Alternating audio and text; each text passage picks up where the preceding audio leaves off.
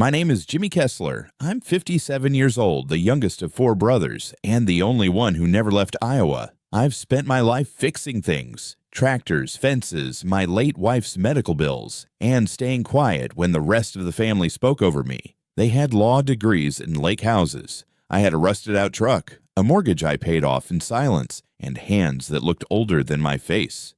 Maybe that's why Melissa thought I'd be easy, that I'd fold like I always did, like I did for my brothers, my boss, even God when he took my wife before her time. But the thing about being the quiet one is, people never see you coming. And the night my stepdaughter insulted me in front of 10 people, and my wife backed her without blinking. That was the last night they underestimated me. By morning, their accounts were frozen, and I wasn't their ghost anymore. The roast was perfect. Rosemary, garlic, thick cuts of beef, slow cooked for 6 hours, just like Claire used to do. The air smelled like memory. The table was set with polished silver, china plates with the blue trim. Candles flickered over wine glasses I hadn't touched since her funeral. Melissa stood at the sink in a green dress that made her look expensive, not beautiful, strategic. "You sure you want to use the fancy ones tonight?" she asked. I nodded once. "If not tonight, when?" She smiled at that, the kind of smile you offer a sick dog. Pity dressed as politeness. Ariel arrived late, 43 minutes to be exact. She walked in with no apology, no eye contact, no effort. Crop top, leather boots, frosted lip gloss, AirPods still in. My brother Thomas raised his eyebrows. Melissa's sister Lindsay tried to smile but ended up sipping her wine too fast. The room held its breath. Ariel sat down like it was a punishment. Melissa beamed. "Glad you could make it, sweetie." Ariel didn't respond. Dinner began with silence. Then grace. I led it. Old school, Midwest style. Lord, thank you for bringing us together, for second chances, for... I paused, looking at Melissa. For new family. Ariel exhaled hard through her nose. Her phone buzzed. She smirked at it. I let it go.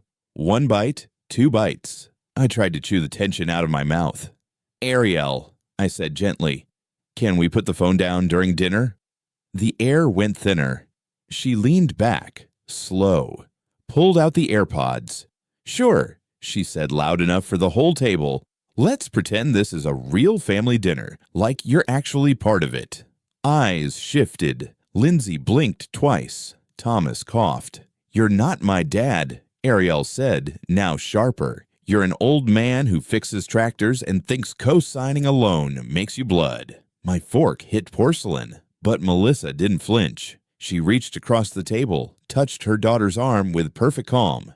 "I told you already. She has a father. You're just the checking account with a pulse." I didn't breathe for a full 10 seconds. That line didn't hit me. It gutted me. A strange hum started in my ears. Not rage. Not grief. Something colder.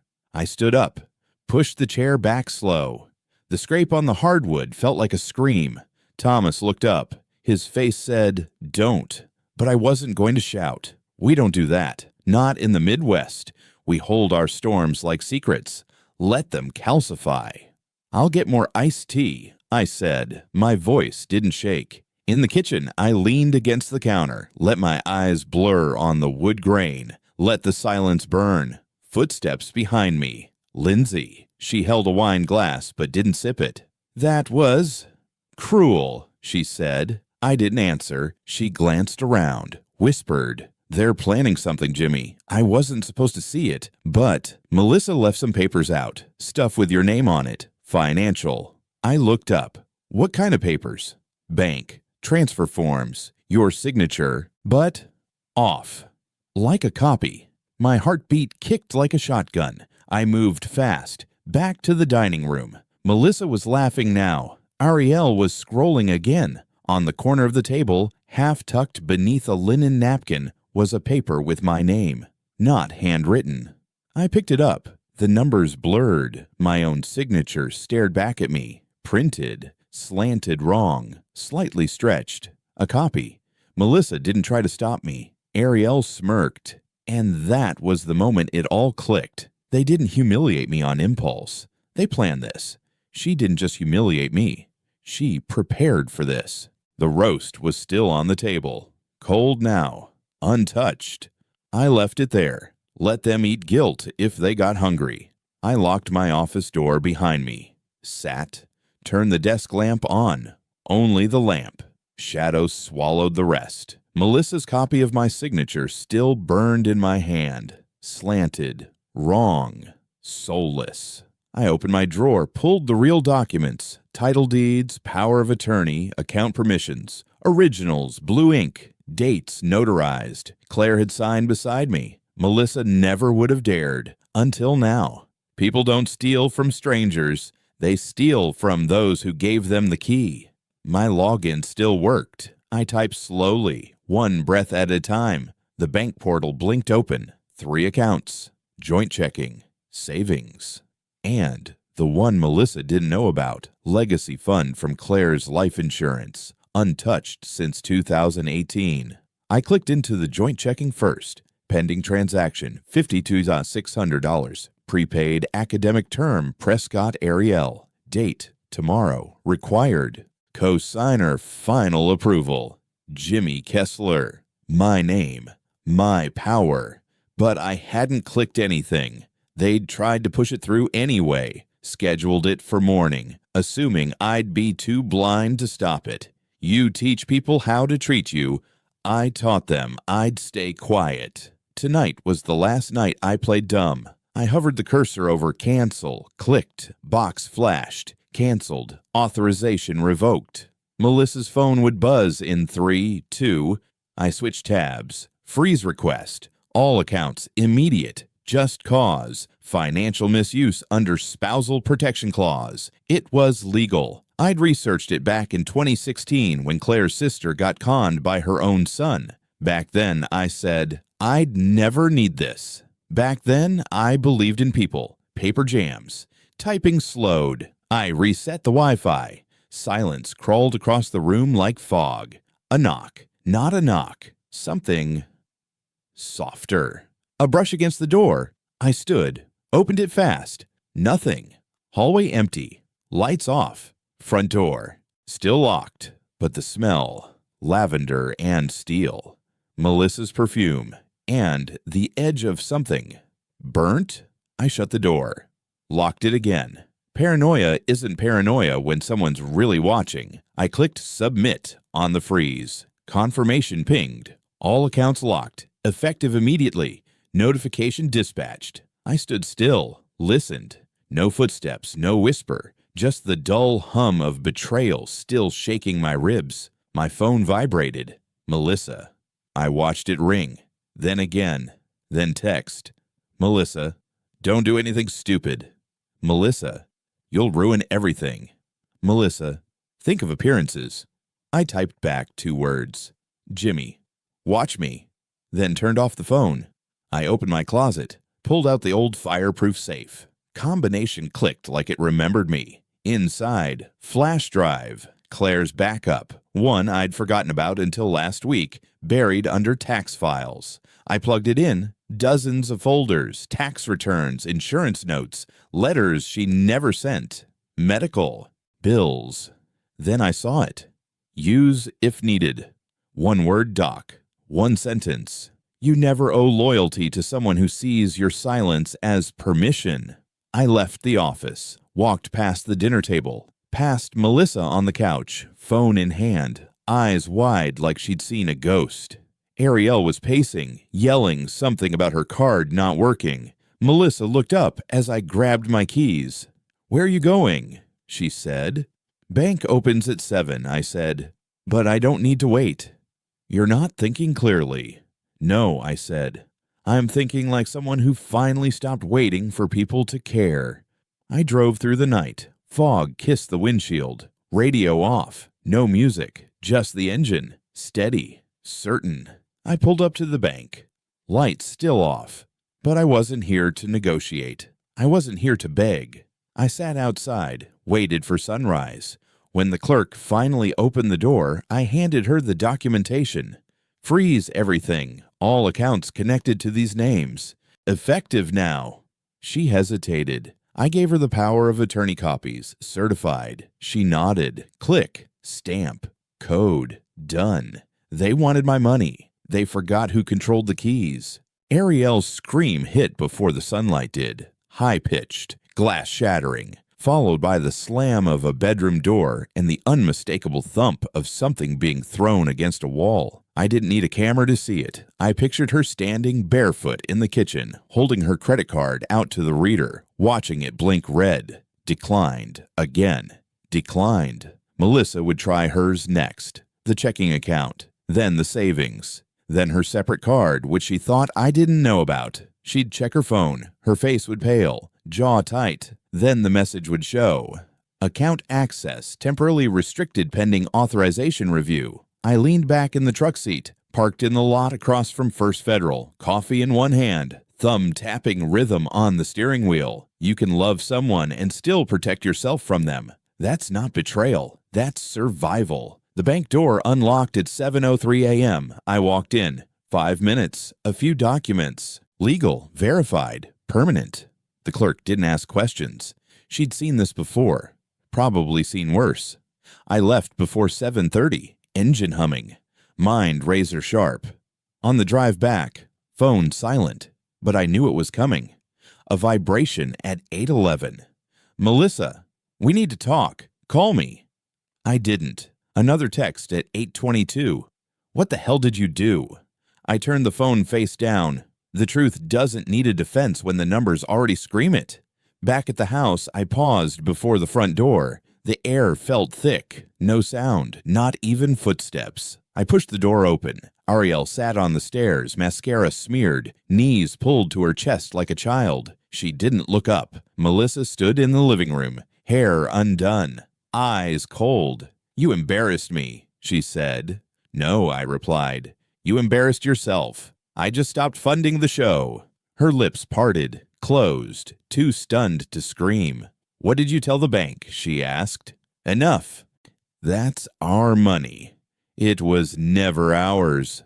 Silence. Then she moved, fast, grabbed a manila folder from behind the couch, flipped it open, papers, printed out, highlighted, bank account numbers, transaction logs, one with my name.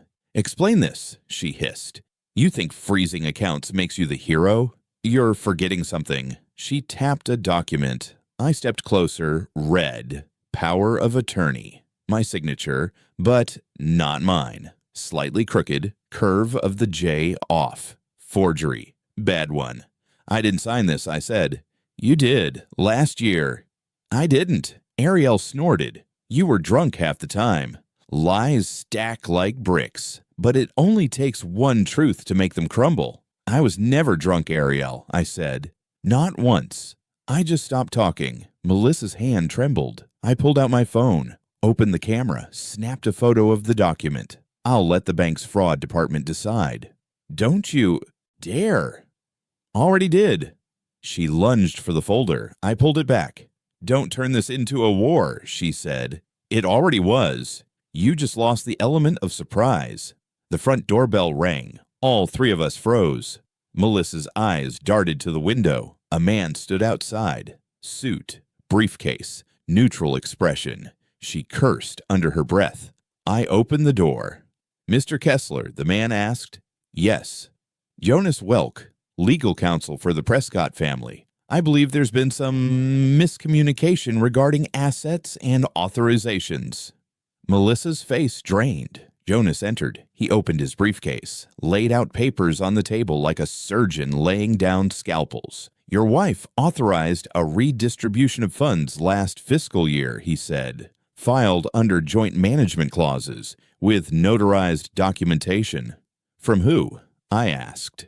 A notary named Langley, retired, former bank associate. Langley died 6 months ago, I said. Jonas blinked. I stared straight at Melissa.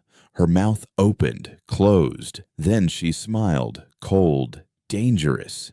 You think this is about money? She said. She stepped closer. It was never about the money, Jimmie. It was about watching you play house, about watching you believe you mattered. That roast dinner, It was your dress rehearsal for exile. The quiet stretched. You were just a bank account with feelings, and now you're a liability with power. I picked up the phone. Who are you calling? She asked. The audit team. You wouldn't dare.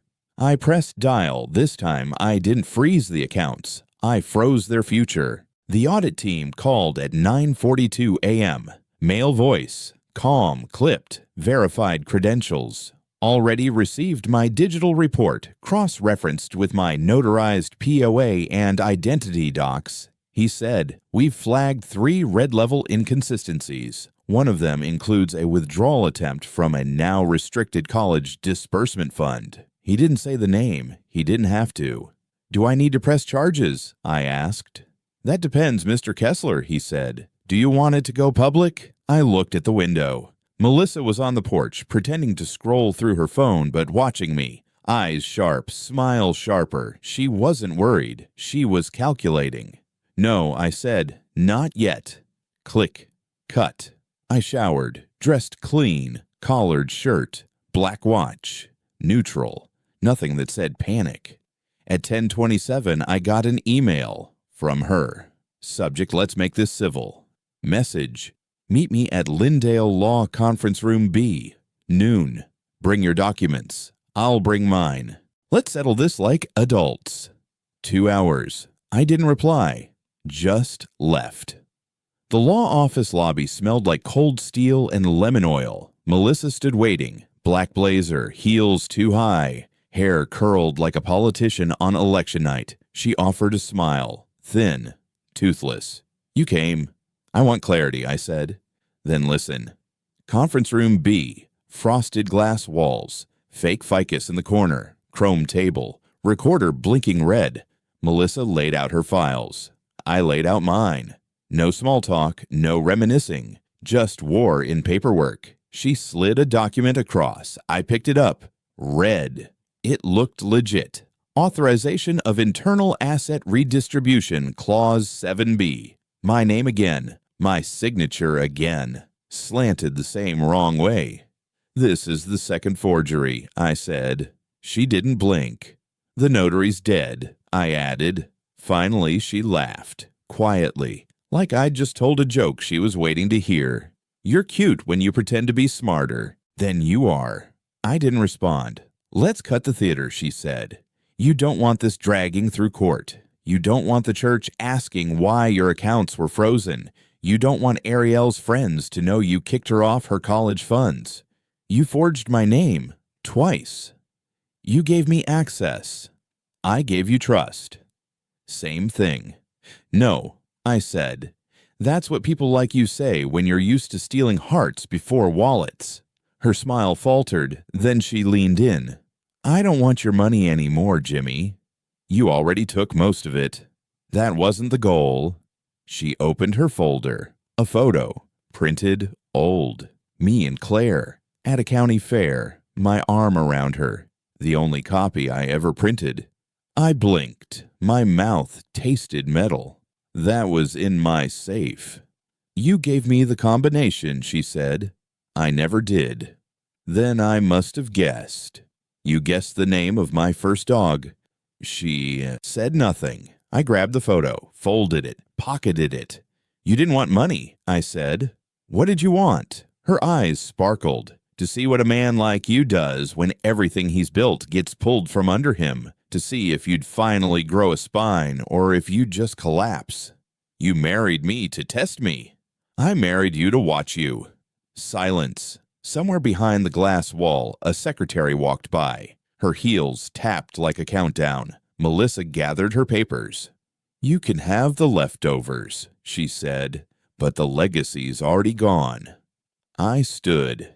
You think locking me out of my own life will break me, I said. But I'm from a town where men bury wives and keep working the next day. You don't scare me, Melissa. You never did. She opened the door. One last smile. You still think this ends in court? I paused. Let my voice drop. No. This ends when you realize the money you took wasn't the money that mattered. She stopped, didn't turn, didn't breathe, just stood there, Watching me walk out, she didn't just humiliate me, she prepared for this. I didn't drive home. I kept going, past the grain silos, past the gas station with the broken neon O in open, out to the edge of nowhere, where the cornfields stretch like time itself. I parked in front of the cabin, the one Claire and I used when we wanted to disappear. It hadn't been touched in years, but the lock still turned like it remembered me. Inside, it smelled like dust and wood smoke. I opened a window, let the cold bite through. Some places don't need words. They speak in silence. They say, "What's real doesn't need witnesses." I sat at the old desk, flipped the breaker. Lights flickered on like reluctant ghosts. I pulled out the file folder Melissa hadn't touched, the one she didn't know existed. Inside, Claire's final will, letters, and something labeled fail-safe, flash drive, plain, black, taped with a yellow tab. I plugged it in. Password screen blinked. I typed Clayton, our dog. Unlocked. Inside, spreadsheets, bank, records, transfer schedules, one labeled Ariel Scholarship delayed. Wait, that account wasn't frozen yet. My heart dropped. They'd hidden one last play, a secondary fund, built months ago through Melissa's old LLC, filtered by Ariel's name as a beneficiary. It wasn't in my joint accounts, but Claire's name was on it, not her signature, just her social security pulled from the old files Melissa must have found in the attic when I wasn't looking. No authorization, identity theft, a federal offense. I called the credit union, gave my ID, gave Claire's death certificate, flagged the transaction. "You want it frozen?" the voice asked. "Yes." Pause. "You'll need the override key." "I have it." There was a silence on the line. Mr. Kessler, only one person had access to that level of override. It was never supposed to be active again. "I know," I said. "I'm just surprised you still kept it. Some things you don't burn, you bury." I clicked the digital override code into the portal. Red text flashed. All accounts locked. Internal flag applied. Investigation pending. One more transfer stopped. One more breath released. Then, knock. Window. Side of the cabin. I moved fast, quiet, pulled the curtain an inch. A black sedan, parked at the tree line. I stepped outside. Empty. Engine still warm. No driver, just a sealed envelope under the windshield. I grabbed it. No name. Inside, one photo. Me, sitting in the bank lobby this morning. Time stamped. High angle, not security cam. Cell phone. Someone was watching, and not from inside. I looked around. The corn moved with the wind, or something worse. I went back inside, locked the door. Deadbolt, chain, sat. Phone buzzed. Unknown number, text. "You can't freeze everything. Especially not people." I didn't reply. Instead, I pulled out the burner phone, the one Brent gave me after Claire died. "For insurance," he'd said. I called a number labeled WK private. 2 rings. Voice answered. Male. Controlled. "I need you to run a trace," I said. "Someone's following my moves. You want the feed or the fix?" "Both." Click. Done. At 3:12 a.m., I sent the final file packet to the audit team. Attached. The forgery logs, the unauthorized scholarship, the override, the photo from the windshield. At 3:17, I got confirmation. We're escalating this to legal, flagged for full internal review. At 3:22, my last action, I logged into Melissa's old LLC profile, shut it down, legally, permanently. She used my silence to rewrite history. Now I was using hers to erase her future. The hotel ballroom glowed with the kind of sterile elegance only money can fake. White linen, crystal glasses, polished silverware that hadn't touched real hunger. Melissa sat 2 tables down. Ariel wasn't with her. No one knew where she was. Rumor said she tried to reroute funds from a backup trust, but the audit triggered before it landed. Melissa pretended not to see me. I didn't pretend back.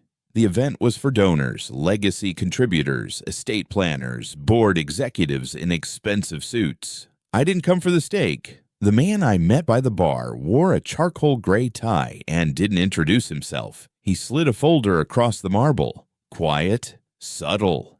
Inside, final report from the audit. Everything Melissa did. Every document Ariel forged. Timeline, cross-checked, legally filed. You can press charges, he said. She'll fight. It'll go public. No need. He paused. You're letting her walk. No, I said. I'm letting her live in what she built. He nodded once. Closure isn't justice, it's control. I'm not here to punish, I said. I'm here to finish. Cut scene. 2 weeks later, I stood in court, silent, alone. Filed one motion.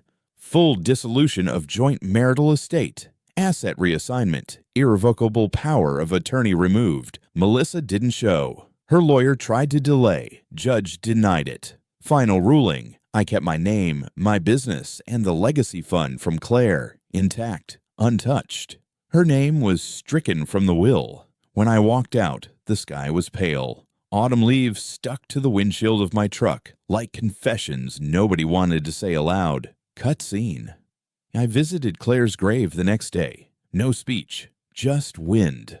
I laid a folded photo beside the stone. Me and her at that fair. The original now gone. Next time I fall, I whispered, I'll fall with my eyes open. Silence didn't mean peace. It meant preparation. Cut scene. 6 months passed. The town moved on. Melissa vanished into corporate ash. Ariel dropped out, then reappeared on some startup site with buzzwords and fake smiles. I got a call. Blocked number. A pause. Then a voice. Ariel. You think you won, she said. No, I replied. I think I survived. That's pathetic. No, I said again. It's permanent. Click. Cut scene. The last scene wasn't loud. Just me. Back at the old cabin. Snow hitting the porch like static. Coffee black. Wood fire low. I didn't rebuild. I didn't remarry. I didn't erase. Some men don't need revenge. They need release. They need the storm to pass. And when it does, they set the table again. This time smaller. This time quieter. This time for people who show up on time and know how to pray before they eat. Some dinners are meant to break families. Others to end them.